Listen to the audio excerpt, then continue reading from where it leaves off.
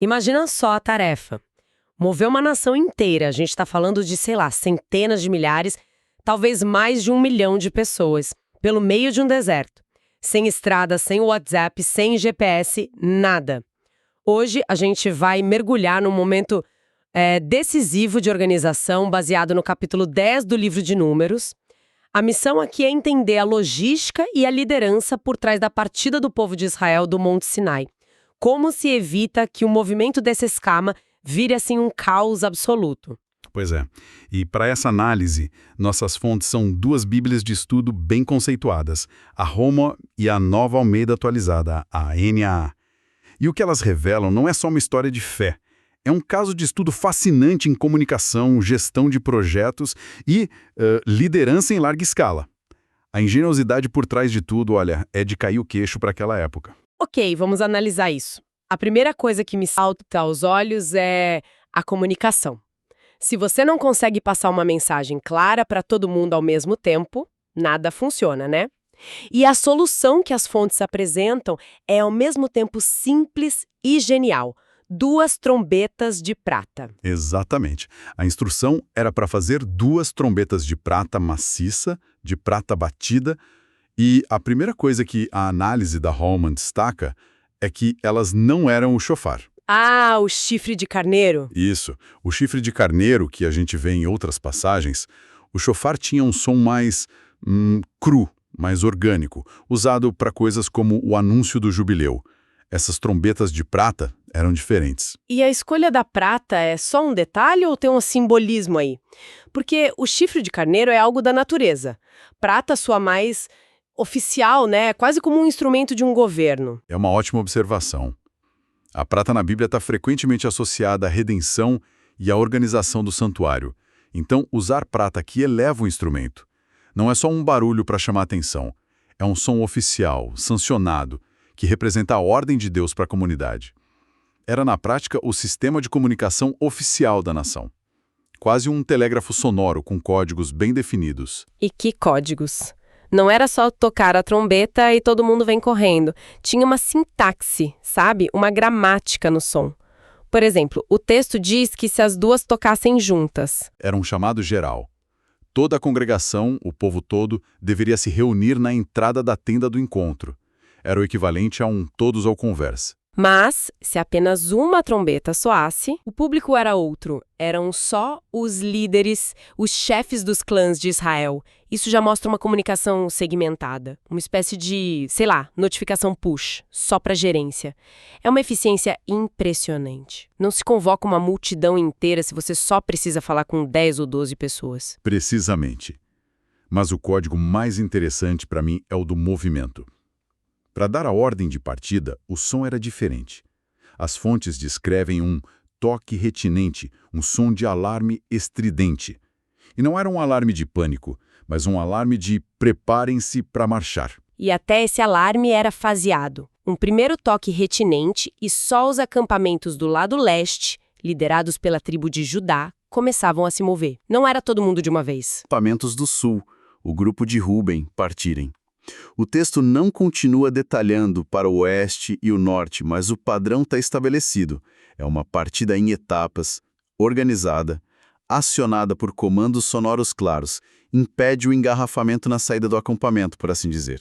É incrível, mas o uso não era só logístico. O mesmo som de alarme tinha uma função em tempos de guerra, certo?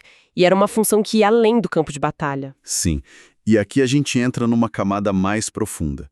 O texto diz que, na guerra, o toque retinente serviria para que Deus se lembrasse do povo e os salvasse. O som não era apenas um sinal para os soldados, mas uma espécie de oração audível, um apelo direto a Deus no meio do conflito. A comunicação era vertical, não só horizontal. E isso se estendia para os momentos de paz também? Nas festas, nas luas novas, eles tocavam as trombetas sobre os sacrifícios. Era como se o som levasse a adoração do povo até Deus, um memorial, como diz o texto. Se a gente conecta tudo isso, percebemos que as trombetas eram a tecnologia que mantinha a nação funcionando. Elas criavam ordem, hierarquia, um fluxo de comando e até um canal de comunicação com o divino. Transformavam uma massa de gente que poderia ser caótica numa comunidade coesa, pronta para marchar, lutar ou adorar de forma unificada. Era a coluna vertebral de toda a organização do povo. Certo. Então, as trombetas são um sistema de comunicação, mas aí vem o sinal verde. No 20º dia do segundo mês, do segundo ano, a nuvem que guiava o povo finalmente se levanta de cima do tabernáculo. É a hora de partir. O alarme soa, e aí? Imagino que a reação natural seria uma correria, mas o que as fontes descrevem é o oposto, uma procissão com uma ordem impecável. Impecável é a palavra. Era uma formação de marcha que era ao mesmo tempo uma procissão religiosa e uma coluna militar. A fonte NAA detalha essa ordem com muita clareza. Na vanguarda, abrindo o caminho, ia o estandarte do acampamento de Judá, com as tribos de Issacar e Zebulun. Eram a ponta de lança da nação. Mas e o tabernáculo? Quer dizer, a casa de Deus já era uma estrutura portátil, complexa, cheia de objetos sagrados. Imagino que mover o tabernáculo era o maior desafio logístico de todos. Se fizessem da forma errada, os objetos sagrados poderiam chegar ao novo local antes mesmo da estrutura estar pronta para recebê-los. Eles devem ter tido um sistema para evitar isso, certo? E aqui está a genialidade da organização. O seu raciocínio está perfeito. Logo depois da vanguarda de Judá, o tabernáculo era desmontado. Então, o primeiro grupo de levitas, as famílias de Gerson e Merari, partia. A função deles era carregar as partes brutas da estrutura, as cortinas, as tábuas, as estacas, a carcaça do prédio, basicamente. Ok, então a equipe de construção ia na frente. Exatamente. Depois deles, vinha o segundo bloco de tribos, o acampamento de Ruben. E só depois desse bloco é que partia o segundo grupo de levitas, os coatitas. E essa é a chave de tudo. Porque os coatitas carregavam as coisas mais importantes. As mais sagradas. A Arca da Aliança, a mesa dos pães, o candelabro, itens que não podiam ficar expostos. Como eles saíam mais tarde na procissão, isso dava um tempo precioso para o primeiro grupo de levitas, os que carregavam a estrutura, chegar ao novo acampamento e já começar a montar o tabernáculo. Quando os coatitas chegavam com os móveis sagrados, a casa já estava de pé, pronta para recebê-los. Uau! É uma logística de just-in-time no meio do deserto. Minimiza o tempo em que o sagrado fica desprotegido e otimiza o trabalho de todo mundo. E a procissão continuava com os outros acampamentos, o de Efraim no centro-oeste, e, por fim, fechando toda a marcha, um detalhe crucial: a retaguarda. Liderada pela tribo de Dan, com Aser e Naphtali. Eles eram os últimos a partir, garantindo que ninguém ficasse para trás e protegendo a nação de qualquer ataque. Uma formação militar clássica: vanguarda, centro e retaguarda. É como uma cidade inteira se mudando, com departamentos diferentes, cada um com sua função e seu lugar na fila. A Naya ressalta um ponto que parece óbvio, mas é fundamental. Um movimento desordenado de um grupo tão grande não seria só caótico, seria um desastre de segurança. O que nos leva a uma reflexão importante, que é a interação entre a orientação divina e a organização humana. A nuvem indicava quando partir e onde parar. Era a estratégia divina, a visão macro. Mas as trombetas, a ordem de marcha, a logística do tabernáculo, tudo isso era a execução tática humana, instruída por Deus, claro, mas que exigia disciplina, cooperação, muito trabalho. A fé na nuvem não dispensava a necessidade de um planejamento impecável no chão.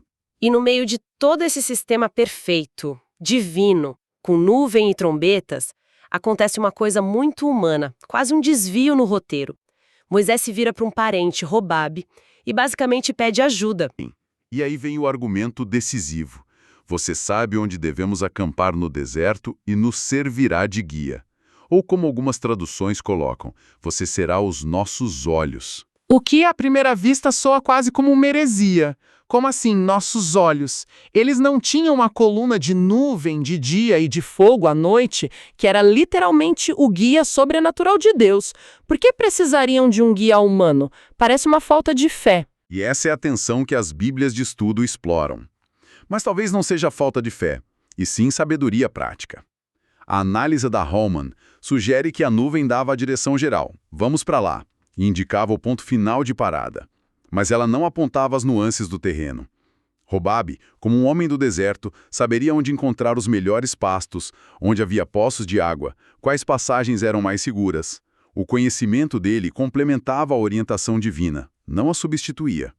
A nuvem era o Waze, mas o Robabe é o guia local que sabe qual rua evitar porque tem um buraco ou porque é perigosa à noite. É uma analogia perfeita. É a união da grande estratégia com um conhecimento tático local.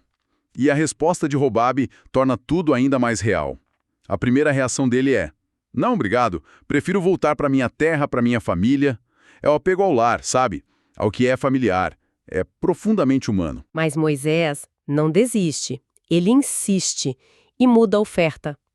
Não é mais venha nos ajudar, mas venha e participe da nossa bênção. Ele diz que o bem que Deus fizer a Israel será compartilhado com Robabe. É um convite para se integrar à nação, não só para prestar um serviço. E esse diálogo todo adiciona uma camada de realismo incrível à história. Mostra que a liderança de Moisés não era só receber ordens de cima e repassar. Era também negociar, persuadir, reconhecer o valor da experiência humana. A fé e a prudência não são inimigas, elas caminham juntas. Falando em liderança e em guiar o caminho, já falamos da comunicação, da organização das pessoas, mas é liderança simbólica. A presença de Deus precisava estar visível, imagino. Onde a Arca da Aliança entrava nisso tudo? Ela não só entrava, como liderava. As fontes destacam um detalhe crucial. Quando eles finalmente partem do Sinai, a Arca da Aliança não viaja no meio do povo protegida. Ela vai à frente de todos, numa jornada de 3 dias, com a missão explícita de buscar-lhes um lugar de descanso. Ela era batedora divina. Isso muda tudo. Não é Deus no meio do acampamento, é Deus na linha de frente, abrindo o caminho. Exatamente. A arca era vista como o trono visível de Deus na terra.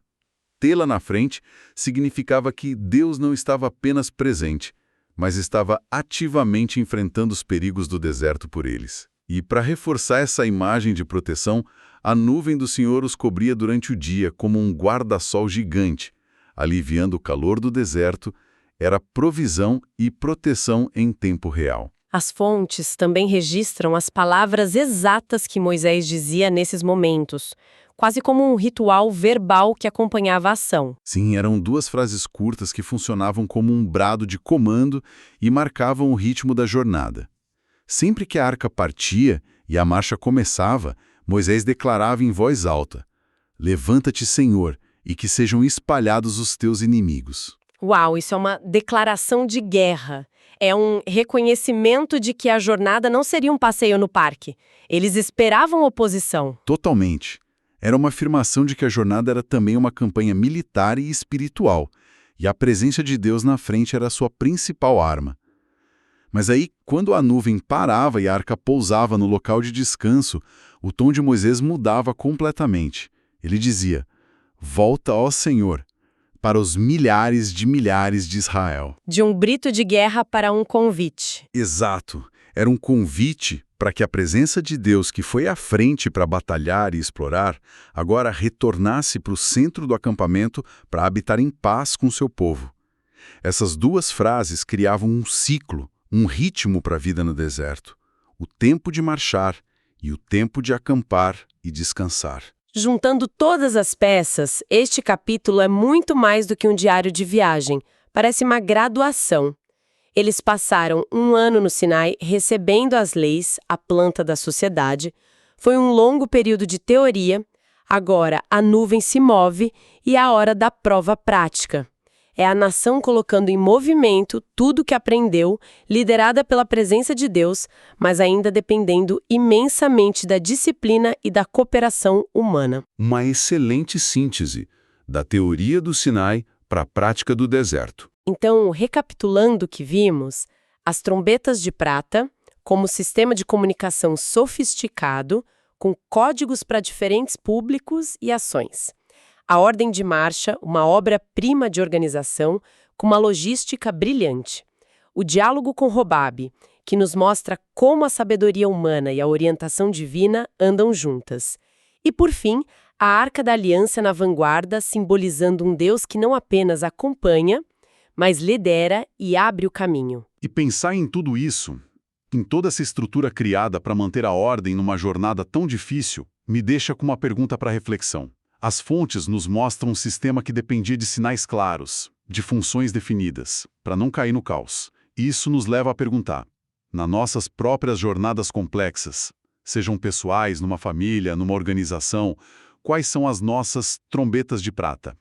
Quais são os sinais claros, os valores compartilhados, os rituais ou símbolos que usamos para manter o grupo unido e se movendo numa direção comum, em vez de se desintegrar na confusão?